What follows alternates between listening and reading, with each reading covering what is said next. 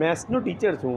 મેં ઘણા સમ સોલ્વ કર્યા હશે, પરંતુ જ્યારે આ સંબંધોના દાખલા સોલ્વ કરવાના આવે ને ત્યારે સારા ઇક્વેશન પણ એની સામે ઇઝ નોટ ઇક્વલ ટુ થઈ જાય છે.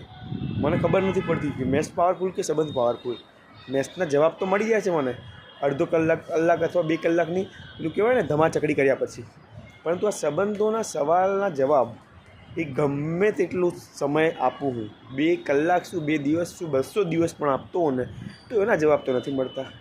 અને એક વસ્તુ મેથ્સમાં સારું કે કોઈને ખોટું તો ના લાગે. કદાચ માર્ક્સ મળે જો સાચું હોય તો, અને માર્ક્સ ના મળે જો ખોટું હોય તો. પણ આ સંબંધોમાં તો માર્ક્સ પણ મળતા નથી અને માર્ક્સ પણ કપાતા નથી. ખબર નહીં એવું કેવી રીતે સ્ટેબલ રહીએ કે સાચું પણ ના બોલીએ અને સારા પણ રહીએ. મને તો બિલકુલ નથી આવડતું આવું. મને તો સાચું બોલવા પણ જોઈએ છે અને સારા બનવા પણ નથી જોઈતું મારે, કારણ કે હું મારા ભણતરને હંમેશા પ્રાયોરિટી આપું છું. અને ભણતરમાં એક જ વસ્તુ આવે, જો જવાબ આવ્યો તો આગળ અને જવાબ ના આવ્યો તો Tata bye bye see you. હું જવાબ લાવવામાં માનું છું. તમારી મને ખબર નથી. મને મારું કામ ગમે છે, ભલે પછી બીજાને કેમ ખોટું લાગે. સાચું તો ખોટું જ હોય ભાઈ.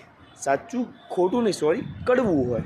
તમે સહન કરી શકો તો સારી વાત છે, બાકી તો તમે મારો વિડીયો જોશો અને આગળ આમ જશો, કારણ કે તમારી પણ સહન શક્તિ નથી ને સાચું સાંભળવાની. હું તો બોલતો રહીશ.